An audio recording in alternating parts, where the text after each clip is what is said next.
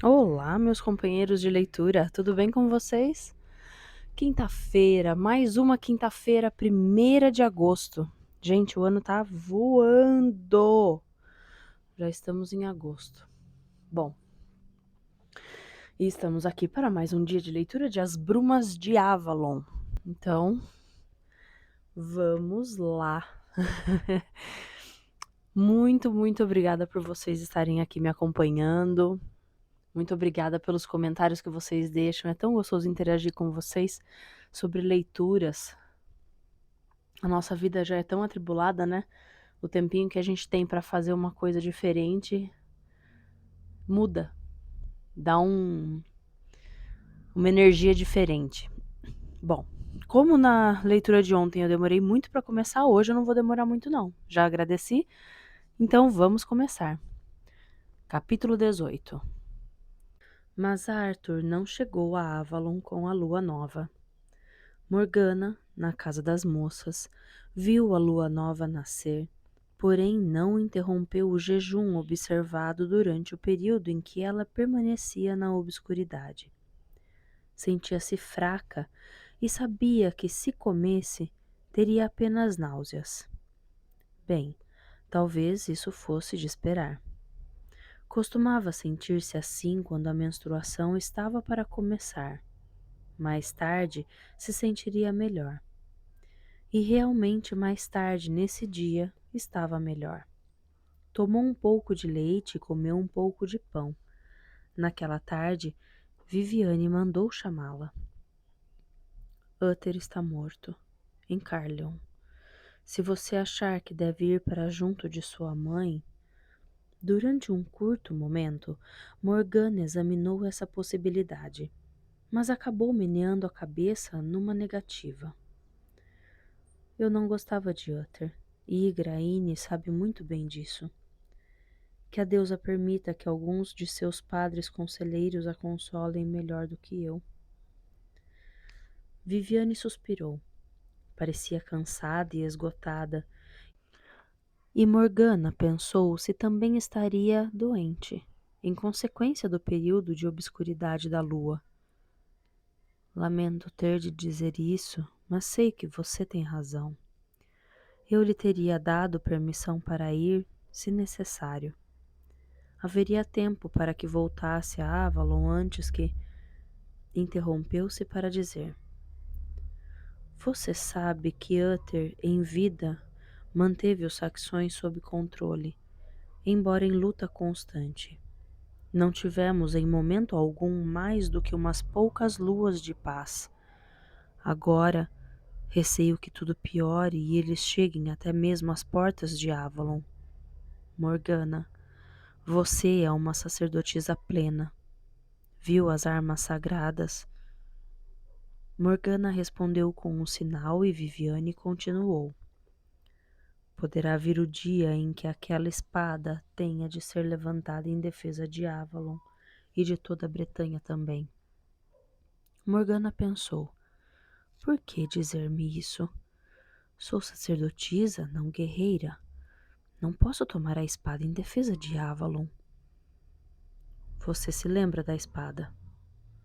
Descalça, com frio, traçando o círculo com o peso da espada na mão, ouvindo Reven, a silenciosa, gritar aterrorizada. Lembro-me. Então tenho uma tarefa para você. Quando aquela espada for levada em combate, deve estar envolta em toda a magia que temos. Você deve preparar uma bainha para ela, colocando todos os encantamentos que conhece, para que seu portador não perca sangue em combate. Pode fazer isso? Eu havia me esquecido, pensou Morgana, de que poderia haver uma tarefa para a sacerdotisa, bem como para o guerreiro. E Viviane, com sua capacidade de ler os pensamentos, respondeu: Assim também você participará da batalha para defender o nosso país. Que assim seja, concordou, perguntando-se por que Viviane, que era a grã sacerdotisa de Avalon, não realizava essa tarefa pessoalmente. Ela não lhe deu resposta, limitando-se a dizer: para isso, você deve trabalhar com a espada à sua frente. Venha, e Raven a assistirá dentro do silêncio da magia.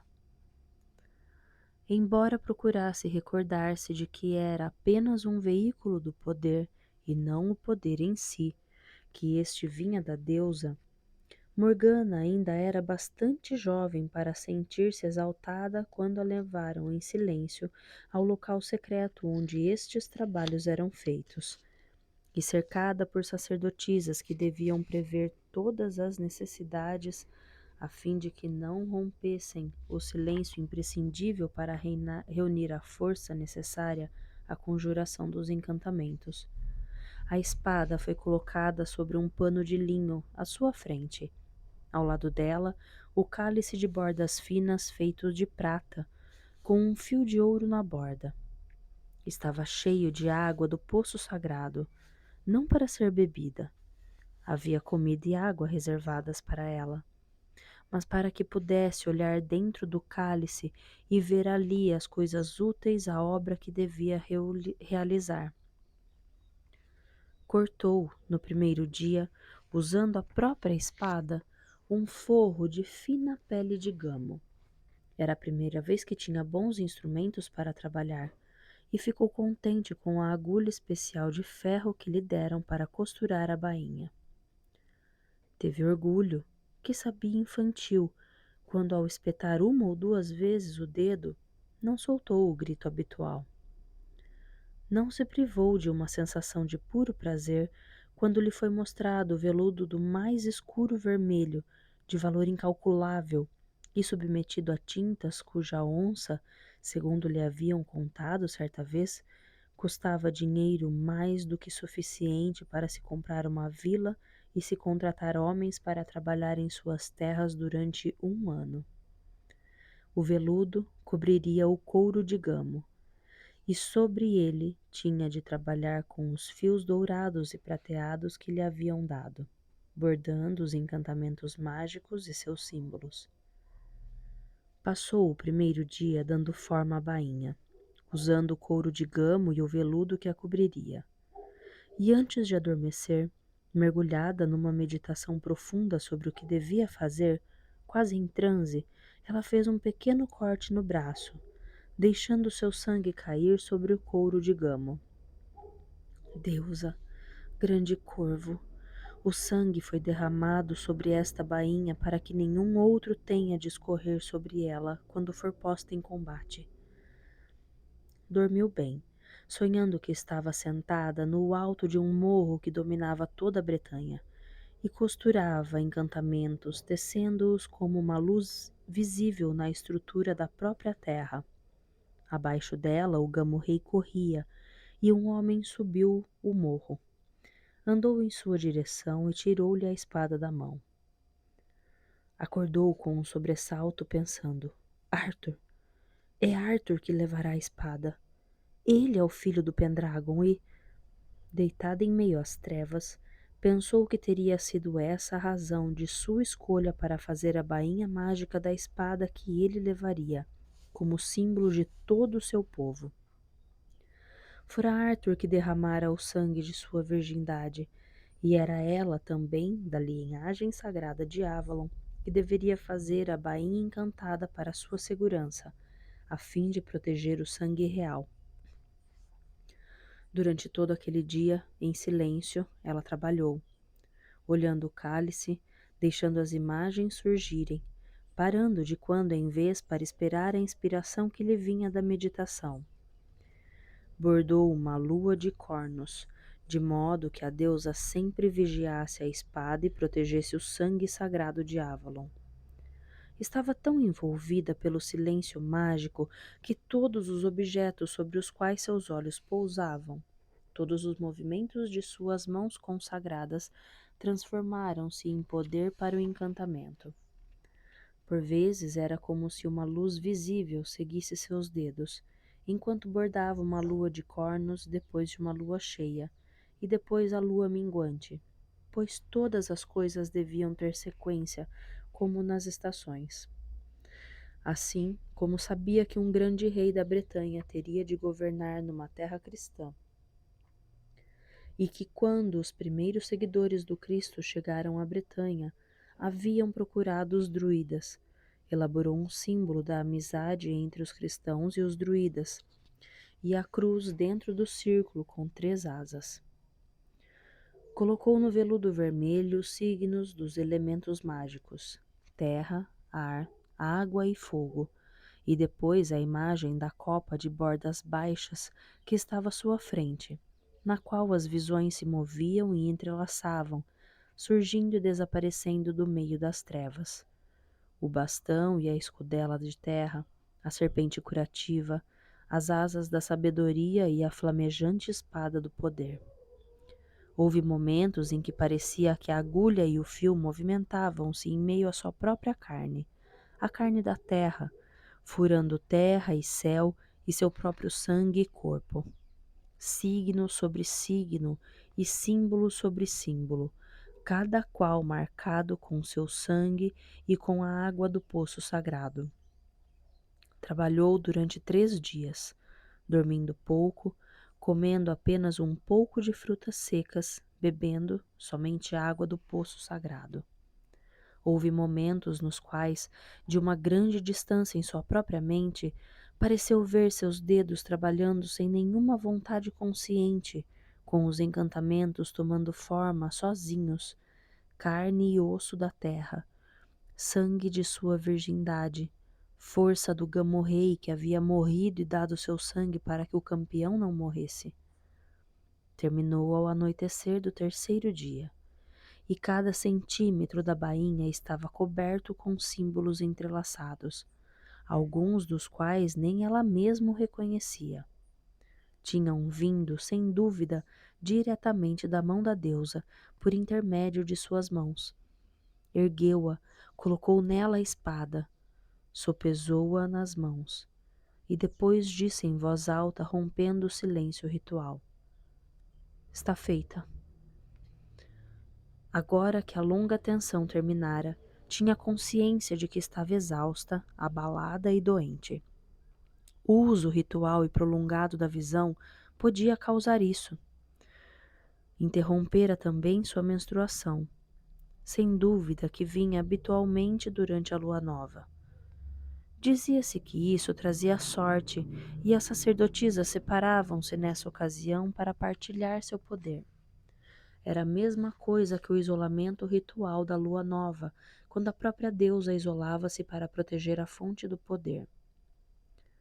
Viviane veio e pegou a bainha. Não pôde conter um pequeno grito de surpresa ao examiná-la, e, na verdade, ela até mesmo se parecia com Morgana, que sabia que suas próprias mãos haviam feito. Uma coisa acima da capacidade do trabalho humano, impregnada de magia. Viviane tocou-a levemente, antes de embrulhá-la num longo pedaço de seda branca. Você trabalhou bem, disse, e Morgana pensou, com a mente em plena atividade. Como pode ela pretender julgar-me? Também eu sou sacerdotisa, fui além do que ela me ensinou. E ficou espantada com seus pensamentos. Viviane tocou-lhe gentilmente o rosto. Vá dormir, minha querida. Você se esgotou neste grande trabalho. Morgana dormiu profundamente por muito tempo, sem sonhos, mas depois da meia-noite, de repente, acordou com um grande clamor de sinos de alarme, sinos de igreja, um terror vindo da infância. Os saxões estão nos atacando, levantem-se e armem-se. Acordou com um sobressalto. Não estava na casa das moças, mas numa igreja, e sobre a pedra do altar estava um jogo de armas. Ao lado, sobre uma armação, jazia um homem numa armadura, coberto com um manto. Acima de sua cabeça, os sinos continuavam dobrando e clamando, num barulho capaz de acordar os mortos. Não, pois o cavaleiro morto não se mexeu, e com uma súbita prece, pedindo perdão, ela agarrou a espada e acordou de todo. Agora, com a luz do seu quarto e no silêncio. Nem mesmo os sinos da igreja da ilha do mundo exterior penetravam a quietude de seu quarto de paredes de pedra. Sonhara com os sinos, o cavaleiro morto, a capela com as velas acesas, as armas sobre o altar, a espada, tudo. Como cheguei a ver isso? A visão nunca me vem sem ser chamada. Terá sido apenas um sonho, então? Mais tarde, naquele mesmo dia, foi convocada. Consciente, lembrou-se de algumas das visões que apenas entrevira ao fazer a bainha com a espada à sua frente. A queda de uma estrela cadente, um trovão, um grande relâmpago, arrastada, ainda fumegando, para ser forjada pelos pequenos ferreiros morenos que haviam morado na terra gredosa antes que as pedras em círculo fossem levantadas. Uma arma poderosa, uma arma para um rei, fundida e reforjada, desta vez na forma de folha, trabalhada e temperada em sangue e fogo, endurecida. Uma espada 3 vezes forjada, nunca arrancada do ventre da terra, e por isso 2 vezes sagrada. Disseram-lhe o nome dessa espada, Excalibur, o que significa aço cortado. Espadas feitas do ferro de meteoritos eram raras e preciosas. Esta bem poderia ter o preço de um reino. Viviane pediu-lhe que se cobrisse com o véu e a acompanhasse. Enquanto desciam lentamente o morro, ela percebeu a figura alta de Taliesin, o Merlin, tendo ao lado Kevin, o bardo, com seu caminhar hesitante e grotesco. Parecia mais desajeitado e feio do que nunca, tão deslocado quanto uma vela de sebo num castiçal de prata bem trabalhado. E ao lado deles, Morgana sentiu-se gelar. Reconheceu o esguio corpo musculoso e o brilhante cabelo entre dourado e prateado. Arthur. Mas de certo ela sabia que a espada lhe era destinada. O que seria mais natural, portanto, do que ele vir recebê-la? Ele é um guerreiro, um rei, o pequeno irmãozinho que eu segurei no colo. Parecia irreal, mas através daquele Arthur e do rapaz de rosto sério que caminhava agora entre os 2 druidas, ela viu alguns traços do jovem que usara os chifres do galhudo. Tranquilo e grave, viu-o sacudir dos chifres, a luta mortalmente desesperada e como havia chegado até ela, todo manchado do sangue do gamo. Não uma criança, mas um homem, um guerreiro, um rei. A um sussurro de Merlin, ele ajoelhou-se diante da Senhora do Lago. Seu rosto era reverente. Não, é claro, pensou Morgana. Ele não viu Viviane antes, apenas a mim, e eu estava nas trevas. Mas Arthur viu-a em seguida, e Morgana percebeu o reconhecimento em suas feições instáveis. Ele fez uma reverência também para ela, e Morgana teve um pensamento irrelevante. Pelo menos onde foi criado, ensinaram-lhe maneiras dignas do filho de um rei. E murmurou: Morgana. Ela inclinou a cabeça. Reconhecera-a apesar do véu. Talvez devesse ajoelhar-se ante o rei, mas uma senhora de Avalon não dobra os joelhos diante de nenhum poder humano. Merlin se ajoelharia e também Kevin, se lhe pedissem. Viviane nunca, pois era não só a sacerdotisa da deusa, mas também recebia a deusa em si mesma, de uma forma que os sacerdotes dos deuses masculinos jamais poderiam conhecer ou compreender. E Morgana também jamais se ajoelharia novamente. A Senhora do Lago estendeu-lhe a mão para que se levantasse. Fizestes uma longa viagem e estás cansado. Morgana, leve-o para minha casa e dê-lhe alguma coisa para comer antes da decisão. Ele sorriu. Não um rei em perspectiva, não um escolhido, mas apenas um rapaz que tinha fome. Muito obrigado, senhora. Na residência de Viviane, agradeceu às sacerdotisas que lhe trouxeram alimentos e comeu com voracidade.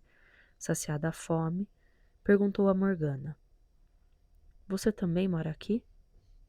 A senhora vive só, mas tem a seu serviço as sacerdotisas que a atendem por turnos. Eu morei aqui com ela quando me tocou servi-la. Você, filha de uma rainha, você servir? Devemos servir antes de mandar, respondeu austeramente. A própria senhora serviu em sua juventude, e na pessoa dela eu sirvo a deusa. Ele refletiu um pouco. Não conheço essa grande deusa, disse por fim.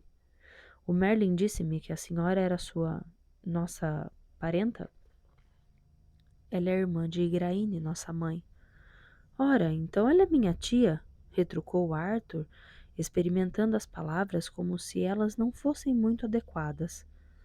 Tudo isso é muito estranho para mim. Sempre pensei que Equitório fosse meu pai, e Flavila minha mãe. É claro que eu sabia ver algum segredo, e como Equitório não me falava sobre ele, pensei que devia ser algo vergonhoso, que eu fosse um bastardo, ou pior. Não me lembro de Uther, meu pai. Nada. Nem de minha mãe. Realmente, embora por momentos, quando Flavila me castigava, eu costumasse sonhar que tinha vivido num outro lugar, com uma mulher que me mimava, e depois me afastava. Igraine, nossa mãe, é parecida com você? Não. Ela é alta e tem cabelo vermelho. Então não me lembro mesmo dela, afirmou Arthur com um suspiro, pois nos meus sonhos eu vi alguém como você. Era você. Interrompeu-se.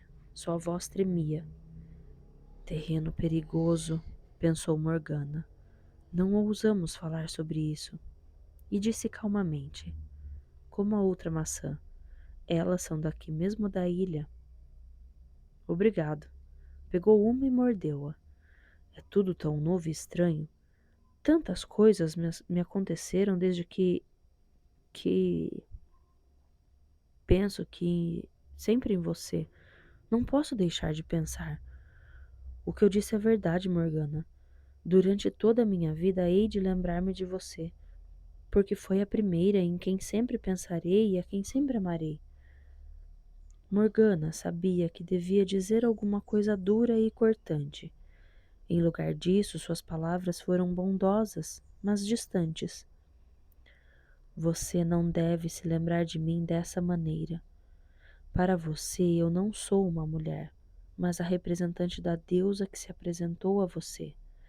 É uma blasfêmia pensar em mim como se eu fosse apenas uma mulher mortal. Esqueça-me e recorde-se da deusa. Tentei. Interrompeu-se, fechando os punhos, e continuou muito sério. Você tem razão. É assim que devo encarar isso, como apenas mais uma das coisas estranhas que me aconteceram desde que me mandaram buscar na casa de Hectório. Coisas misteriosas, mágicas, como a batalha com os saxões. Estendeu o braço, suspendendo a túnica para mostrar uma atadura fortemente impregnada de resina de pinho já escurecida. Fui ferido aqui, mas era como um sonho, minha primeira batalha. O rei Uther olhou para baixo e engoliu em seco. Cheguei muito tarde. Não o conheci. Ele estava sendo velado na igreja e eu o vi morto, com as armas sobre o altar. Disseram-me que, segundo o costume, quando um cavaleiro corajoso morre, suas armas devem permanecer com ele durante o velório. E então, ainda quando o padre estava cantando o Nunc Dimittis, todos os sinos tocaram o alarme. Houve um ataque dos saxões. Os vigias correram até a igreja, arrancaram as cordas dos sinos das mãos do monge que estava dobrando finados para tocarem o alarme. E então todos os homens do rei apanharam suas armas e se precipitaram para fora. Eu não tinha espada, apenas minha adaga, e arranquei uma lança de um dos soldados. Minha primeira batalha, pensei. Mas então meu irmão de criação, Caio, filho de Hectório, contou-me que havia deixado a espada em casa, e corri para buscá-la. Eu sabia que era um pretexto dele para afastar-me da batalha. Kai e meu pai adotivo diziam que eu ainda não estava preparado para o batismo de sangue. Assim, em lugar de correr de volta para casa, fui à igreja. Apanhei a espada do rei que estava sobre a pedra do altar. Bem, ele lutou contra os saxões durante 20 anos com aquela espada, e certamente gostaria de vê-la novamente em ação, em lugar de estar ali, inútil, sobre uma velha pedra. Corri e ia entregá-la a Kai, quando estava nos organizando contra o ataque. Mas vi Merlin e ele disse na voz mais sonora que já ouvi: "Onde você arranjou essa espada, menino?" Fiquei furioso porque ele me chamou de menino depois do que eu fizera ali na Ilha do Dragão, e respondi-lhe que era uma espada para lutar contra os saxões, e não para ficar em cima de velhas pedras. Hectório chegou, viu-me com a espada na mão, e ele e Kai ajoelharam-se à minha frente. Veja só! Tive uma sensação estranha e perguntei: Pai, por que se ajoelha? Por que faz meu irmão ajoelhar-se desse modo? Levantem-se, é horrível! Foi quando Merlin disse naquela voz impressionante: Ele é o rei. Está certo que fique com a espada. Nesse momento, os saxões chegaram à muralha. Ouvimos suas trombetas e não houve tempo de dizer mais nada. Kai agarrou a lança e eu segurei firme a espada. E fomos. Não me recordo de muita coisa sobre a batalha. Suponho que isso acontece. Kai foi ferido, seriamente ferido na perna. Depois, quando Merlin fazia um curativo em meu braço, disse-me quem eu realmente era. Isso é, quem havia sido meu pai. Em seguida, Hectório veio e ajoelhou-se, dizendo que seria um bom rei para mim, como havia sido para meu pai e para Ambrósio. Fiquei tão constrangido. A única coisa que me pediu foi que fizesse de Kai meu camarista, quando tivesse uma corte. E é claro que respondi afirmativamente, dizendo que ficaria feliz com isso, pois afinal de contas ele é meu irmão. Sempre pensei nele como um irmão. Houve muito murmúrio sobre a espada, mas Merlin disse a todos os reis que o destino me fizera apanhá-la, e eles o ouviram com respeito. Sorriu, e Morgana, com muita ternura, ficou penalizada com a confusão. Os sinos que a haviam despertado. Ela vira, mas não soubera o que havia visto. Abaixou os olhos. Haveria sempre um elo entre eles agora, e qualquer golpe que o atingisse seria sempre assim, como uma espada em seu próprio coração. E agora parece que vou ganhar uma outra espada, comentou Arthur. Não tinha nenhuma, e de repente tenho duas, especiais. Suspirou e exclamou quase como numa queixa. Não compreendo o que tudo isso tem a ver com o fato de ser rei. Por mais que já tivesse visto Viviane nos trajes de grã sacerdotisa de Avalon, Morgana nunca se acostumara a eles. Viu agora Arthur olhar de uma para outra e registrar a semelhança entre elas. Estava calado, com um respeito temeroso mais uma vez. Pelo menos, pensou Morgana, sentindo novamente o mal-estar, não o obrigaram ao jejum mágico. Talvez ela devesse ter comido com ele, mas a ideia de comer dava-lhe náuseas. Um trabalho prolongado de magia pode provocar isso, não sendo, portanto, de admirar que Viviane estivesse tão envelhecida. Vinde, chamou Viviane, liderando o grupo. A senhora de Avalon em sua ilha tinha precedência até mesmo sobre um rei. Saiu caminhando da casa, passando pelas praias do lago, até o edifício onde se alojavam os sacerdotes. Arthur seguia calado ao lado de Morgana, e por um instante ela quase esperou que ele estendesse a mão, como fazia quando era pequeno, segurando-se a ela. Mas agora, aquela pequena mão que segurara era a mão de um guerreiro, maior que a sua, calejada com a longa prática da espada e de outras armas. Atrás de Arthur e de Morgana vinha Merlin, e ao lado deste, Kevin. Desceram um estreito lance de escadas e foram envoltos pelo cheiro de umidade do subterrâneo. Morgana não viu ninguém acender sequer um archote, mas de súbito surgiu um leve brilho na escuridão, e eles foram banhados por uma luz pálida. Viviane parou, tão de repente que esbarraram nela. E por um momento Morgana ficou surpresa por ser ela tão macia e pequena, um corpo comum de mulher, e não uma imagem remota da deusa. A senhora estendeu o braço e tomou o pulso de Arthur em sua mão pequena e morena, que não chegava nem mesmo à metade daquela mão de guerreiro. Arthur, filho de Igraine de Avalon e do Pendragon, rei por direito de toda a Bretanha, contemplai as coisas mais sagradas do vosso reino. A luz brilhava no ouro e nas joias do cálice e da escudela, a longa lança, os fios vermelhos, dourados e prateados da bainha. Viviane retirou dela a comprida e escura lâmina. Sombrias pedras brilhavam em seu punho. A espada das insígnias sagradas dos druidas, explicou calmamente.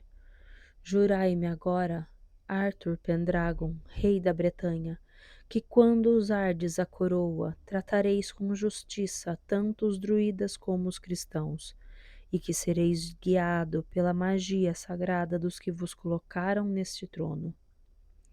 Arthur estendeu a mão para a espada, com olhos arregalados, nos quais Morgana notou que ele percebera o valor da espada. Viviane teve um gesto rápido, evitando que ele a tocasse. É mortal tocar coisas sagradas sem estar preparado, disse. Arthur, jurai. Com esta espada em vossa mão, não haverá chefe ou rei, pagão ou cristão que vos oponha. Mas esta espada não se destina a um rei que ouça apenas os padres cristãos. Se não jurardes, podeis partir agora, levando as armas que vos deram os vossos seguidores cristãos. E o povo que se volta para Avalon, buscando sua orientação, só vos seguirá, se assim ordenarmos. Ou preferis jurar e ter a fidelidade desse povo por meio das armas sagradas de Avalon? Escolhei, Arthur. Ele olhou-a fixamente, franzindo um pouco a testa com a luz pálida brilhando em seus cabelos, que pareciam quase brancos, e disse: Só pode haver um governante nesta terra, e eu não devo ser governado por Avalon. Nem deveis ser governado pelos padres que fariam de vós um peão de seu Deus morto, redarguiu Viviane ainda com tranquilidade. Mas não vos pressionaremos. Escolhei se ficareis ou não com esta espada, ou recusai-a e governai em vosso próprio nome, desprezando a ajuda dos velhos deuses. Morgana sentiu que essas palavras haviam produzido efeito, provocando a lembrança do dia em que ele correra entre os gamos e os velhos deuses lhe deram a vitória, sendo aclamado por aqueles povos, os primeiros a fazê-lo. Disse imediatamente: Que Deus me proíba de desprezar, e parou, engolindo em seco. O que devo jurar, senhora?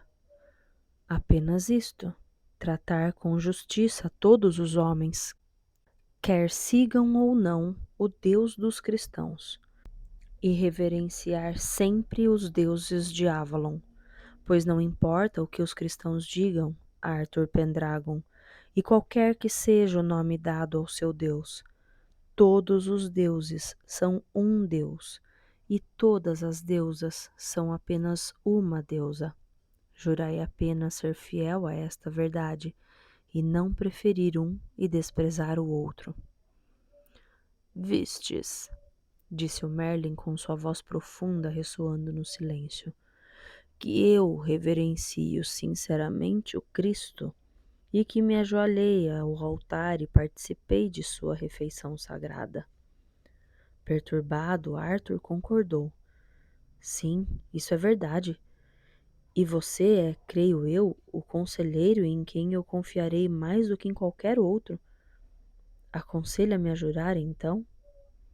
Meu senhor e rei, disse Taliesin, sois ainda jovem para esse governo, e talvez vossos padres e bispos pretendessem controlar a consciência até mesmo de um rei.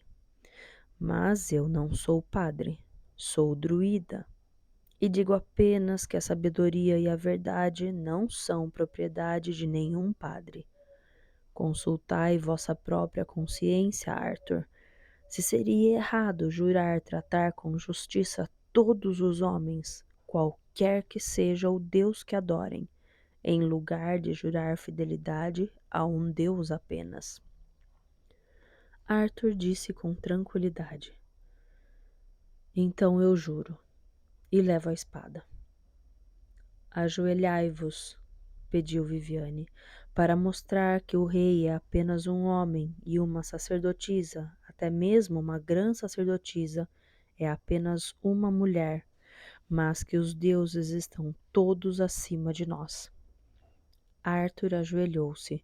A luz em seu cabelo claro, pensou Morgana, semelhava-se a uma coroa. Viviane colocou a espada na mão dele, que se fechou sobre o punho. Ele respirou profundamente. Levai a espada, meu rei, e usai-a para a justiça.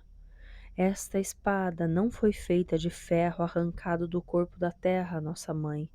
Ela é sagrada, forjada do metal que caiu dos céus, há tanto tempo que nem mesmo a tradição dos druidas tem uma noção exata de sua idade, pois foi forjada antes que houvesse druidas nestas terras.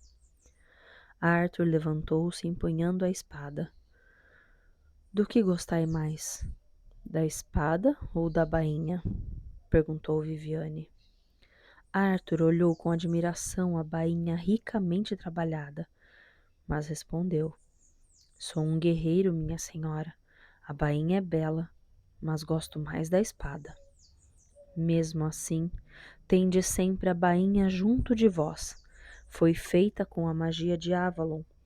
Enquanto tiverdes a bainha, mesmo se fordes ferido, não sangrareis a ponto de vossa vida correr risco. Ela foi feita com encantamentos de sangue. É algo raro, precioso e mágico. Ele sorriu e comentou quase rindo, com o fim da prolongada tensão. Eu deveria tê-la comigo quando recebi esta ferida contra os saxões, pois sangrei como um carneiro no matadouro. Não éreis ainda rei, senhor, mas agora a bainha mágica vos protegerá. Mesmo assim, meu rei, sugeriu a voz melodiosa de Kevin, o bardo, atrás da sombra de Merlin. Por mais que confieis na bainha, aconselho-vos a contratar mestres de armas e nunca deixar de praticar com as armas. Arthur deu um riso satisfeito, enquanto colocava a espada e a bainha na cintura. Disso não tenha dúvida. Meu pai adotivo fez-me aprender a ler como um velho padre que lia para mim todos os evangelhos, como o diabo tentou o Senhor Jesus, dizendo-lhe que Deus lhe dera os anjos para o protegerem. E Jesus respondeu que não se devia tentar a Deus. E um rei é apenas de carne e osso. Lembrem-se de que tomei minha primeira espada no lugar onde Uther estava sendo velado. Não creio que tentarei a Deus sob esse aspecto, senhor druida. De certa maneira, com a espada das insígnias sagradas atada à cintura, Arthur parecia mais alto, mais majestoso. Morgana pôde imaginá-lo coroado e vestido como rei, sentado em seu alto trono, e por um momento em torno dele foi como se o pequeno recinto estivesse cheio de outros homens, nas sombras, armados, vestidos ricamente, nobres, todos à sua volta, seus companheiros. Depois desapareceram e ele voltou a ser apenas um rapaz, sorrindo de modo inseguro, ainda sem dominar sua alta posição. Voltaram-se e deixaram a capela subterrânea. Antes, porém, de deixarem a sala, Arthur deteve-se um momento para admirar as outras insígnias, as que estavam nas sombras. Sua insegurança podia ser percebida em seu semblante, com a pergunta quase visível: terei agido bem? Estarei blasfemando contra o Deus que aprendi a adorar como sendo o único? A voz de Merlin soou grave e gentil. Sabeis qual o meu mais caro desejo, meu senhor e rei? Qual, senhor Merlin? Que um dia, não agora, pois a terra ainda não está preparada para isso, nem o estão os que seguem o Cristo, mas que um dia druidas e padres orem juntos, que dentro de sua grande igreja a sua Eucaristia sagrada seja celebrada com aquele cálice e prato lá embaixo, para guardar o pão e o vinho, como símbolo de que todos os deuses são um só. Arthur fez o sinal da cruz e sussurrou: Amém, senhor Merlin, e que o Santo Jesus torne isso possível algum dia nessas ilhas. Morgana sentiu uma comichão subir e descer pelos seus antebraços, e ouviu-se dizer sem saber que falava, até que a visão expressou-se através dela. Esse dia virá, Arthur, mas não como pensais. Tende cautela quanto à maneira pela qual fareis esse dia acontecer, pois pode ser um sinal de que a vossa obra está concluída. Arthur respondeu numa voz rouca: Se tal dia vier a acontecer, senhora, então realmente será para mim um sinal de que concluí a tarefa para a qual subi ao trono, e estará satisfeito que assim seja. Cuidado com o que dizeis, advertiu Merlin muito suavemente, pois, na verdade, as palavras que proferimos lançam as sombras do que virá, e dizendo-as, fazemos com que se tornem realidade, senhor meu rei. Morgana pestanejou quando saíram à luz do sol, oscilou e Kevin estendeu a mão para ampará-la. Está doente, senhora? Ela sacudiu a cabeça com impaciência, desejando que a névoa em seus olhos desaparecesse. Arthur olhou-a perturbado, mas estavam então todos à luz do sol, e sua mente voltou aos assuntos imediatos. Devo ser coroado em Glastonbury, na Ilha dos Padres. Se lhe for possível deixar Avalon, senhora, estará presente? Viviane sorriu-lhe e respondeu: Creio que não, mas Merlin irá convosco, e Morgana verá a vossa coroação, se assim o desejar. E creio que deseja, acrescentou. A moça ficou pensando por que a senhora dizia isso e por que sorria. Morgana, minha filha, você os acompanhará na barca? Morgana inclinou a cabeça. Ficou na proa quando a barca partiu na direção da costa, levando apenas Arthur e Merlin, e ao se aproximarem da praia, viu vários homens armados à espera dele. Percebeu o medo em seus olhos quando o barco coberto de Avalon apareceu de súbito em meio à bruma, e ela reconheceu um dos cavaleiros. Lancelot não mudara desde aquele dia, há 2 anos. Apenas estava mais alto, mais belo, ricamente vestido de vermelho escuro, levando espada e escudo.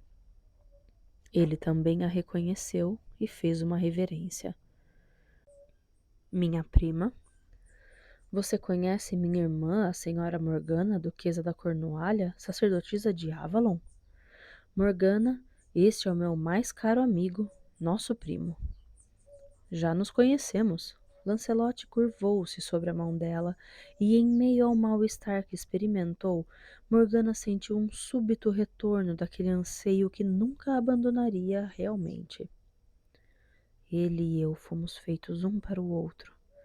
Eu devia ter tido a coragem naquele dia, embora isso significasse o rompimento de um voto.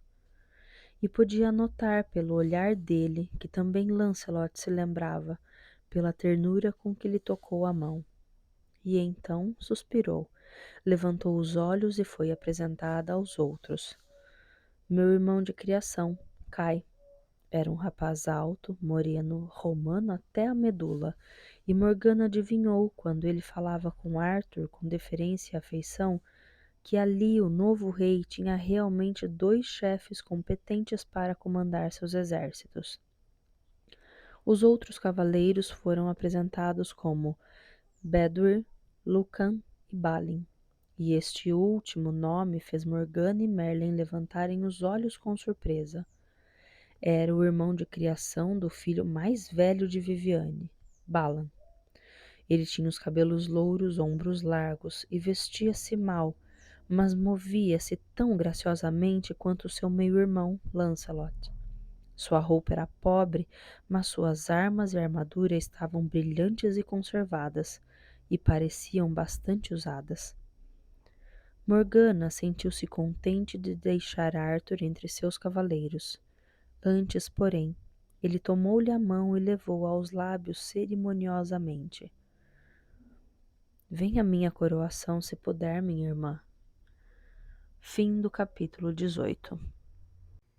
Muito bem! Gente, será que a Morgana vai na coroação do Arthur? Semana que vem a gente descobre. Muito obrigada por vocês me acompanharem até aqui em mais essa leitura. A gente se encontra de novo amanhã em Dom Pedro, a história não contada. E semana que vem, com mais uma parte de Ramsés, a Batalha de Kadesh. E na quinta-feira, com certeza, em As Brumas de Avalon. Um grande beijo para vocês, um ótimo final de semana. Deixa o seu curtir aí, o seu comentário. Eu quero saber o que vocês estão achando dessa leitura de Brumas de Avalon. Me contem aí, tá bom? Um grande beijo. Tchau!